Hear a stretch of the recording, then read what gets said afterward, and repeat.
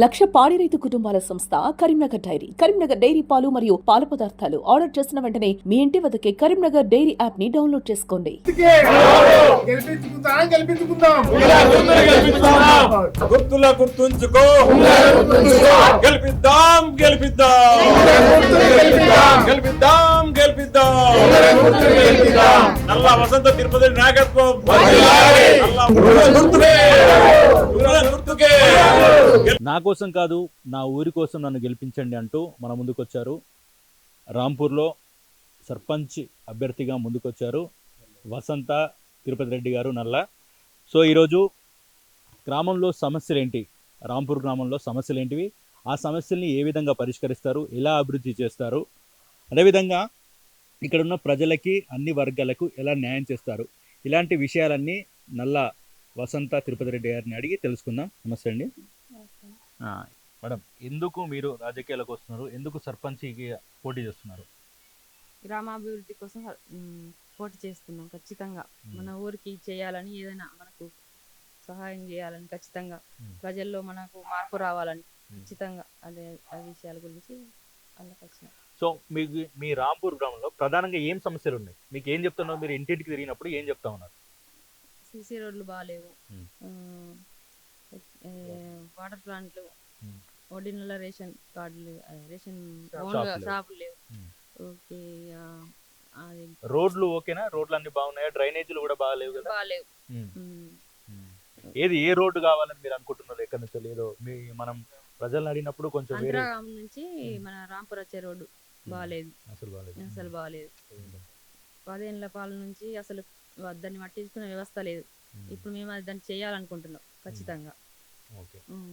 ఇంకా మన టెంపుల్స్ అభివృద్ధి చేయాలనుకుంటున్నాం. అన్ని వర్గాల టెంపుల్స్ ఖచ్చితంగా అభివృద్ధి చేయాలనుకుంటున్నాం. ప్రతి ఒక్క ఇట్లా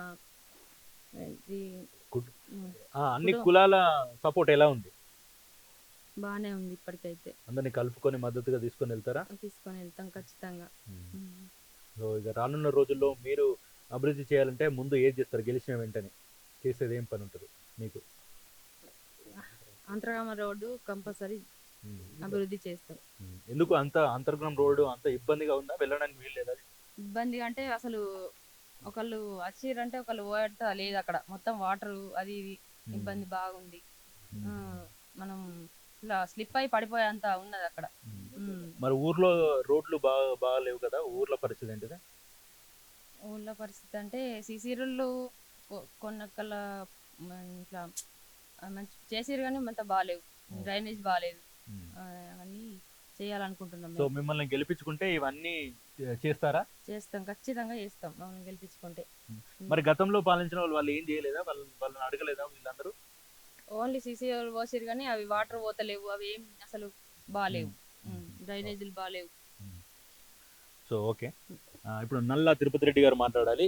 సార్, మీకు ఇప్పుడు ప్రభుత్వంలో ఉంది, మీ ప్రభుత్వం అంటున్నారు, ఎమ్మెల్యే గారితో సత్సంబంధాలు ఉన్నాయంటారు. ఎమ్మెల్యే గారితో మీరు ఎలాంటి పనులు చేయించుకుంటారు? ఎమ్మెల్యే తోటి రాంపూర్ గ్రామానికి సంబంధించి ప్రతి ఒక్క విషయమైనా నేను పనిచేయించడానికి రెడీ ఉన్నాను. ఎమ్మెల్యే గారు కూడా నాకు దండాలతో సహకారంతో అందరితోటి నాకు మంచిగా ఉన్నారు. ఎమ్మెల్యే గారి సహకారంతో ఏ పనైనా నేను చేయడానికి ముందుకు వెళ్ళాను. ఎమ్మెల్యే గారు నేను ఇది అంటే పని చేస్తుండు, ఇది కాదు తిరుపతి రెడ్డి అని ఆయన నన్ను అనడం లేదు. ఏ పని ఉన్నా తిరుపతి రెడ్డి నువ్వు రావయ్యా, నేను తీసుకొని నేను పని చేపిస్తా, నీకేం బాధ లేదు, నేనున్నా, నీకెందుకు, నేను ఉండంగా నీకేం బాధ వచ్చింది అని ఎమ్మెల్యే గారు అన్నారు. ఎమ్మెల్యే గారి చొరవతోటి నేను ఇంత ముందుకు రావడం జరిగినది. ఫస్ట్ ఏంటి అంటే రాంపూర్ గ్రామానికి ఏది ఒక్కటి అభివృద్ధి లేకపోవడం వలన నేను ముందుకు రావడం జరిగింది. రాంపూర్ గ్రామానికి ఒక టెంపుల్ చేద్దామని ముందుకు వెళ్ళడం చూస్తే ఏ టెంపుల్ చేయడం లేదు. గత పాలన 10 సంవత్సరాలు ఉన్నారు, 10 సంవత్సరాలు ఒక సర్పంచ్ చేశారు, 5 సంవత్సరాలు ఒక్క సర్పంచ్ చేశారు.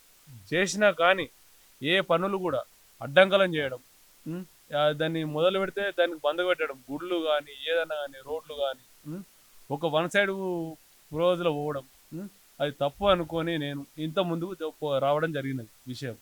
ఎందుకంటే నాకు ఫస్ట్ నుంచి గ్రామ అభివృద్ధి అంటే నాకు కొద్దింత స్వచ్ఛందమైన విషయం.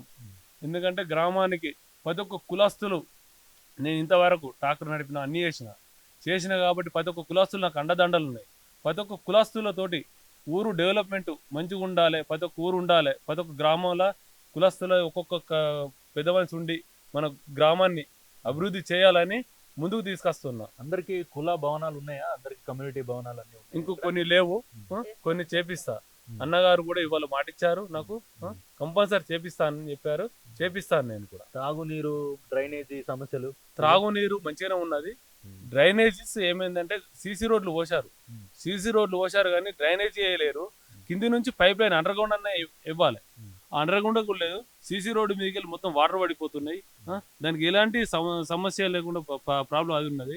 ఓన్లీ 50 లక్షలు పోసినాం, 60 లక్షలు పోసినాం, మేము సీసీ రోడ్లు పోసినాం, ఇది పోసినాం, అది పోసినాం అని సమాధానం చెప్పడం తప్ప వేరే సమస్య లేదు. సరే, ఇప్పుడు పరిస్థితి చూసుకుంటే అంతర్గాం రోడే ఇబ్బందిగా ఉందన్నారు. దానికి ఎమ్మెల్యే గారు ఏమన్నా మాటిచ్చారా?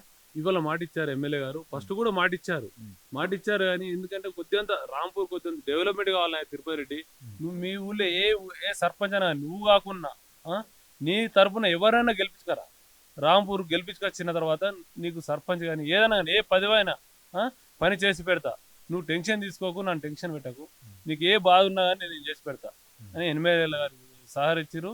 నేను చేసడానికి రెడీ ఉన్నా. జీవన్ రెడ్డి సాబ్ కూడా నాకు మాట ఇచ్చారు, అన్నీ చేశారు. జీవన్ రెడ్డి సాబ్ కూడా నాకు అండదండలతో మంచిగా ఉన్నారు. సో ఇక్కడ అంగన్వాడీది ప్రాబ్లం ఉంది, అంగన్వాడీ లేదంటున్నారు.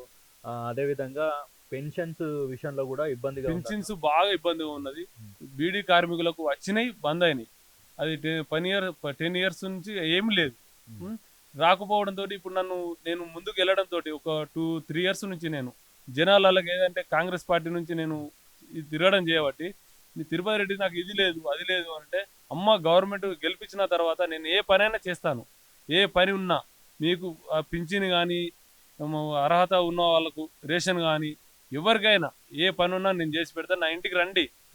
నా ఇందిరా మిన్లు కానీ ఏదైనా నా ఇంటికి రండి. నా ఇంటికి వచ్చి ఆడ జిరాక్స్ ఇచ్చిపోండి. నేను అంతే. నేను ఏది ఉన్నా నేను పని చేసి పెడతా ఎమ్మెల్యే గారితో.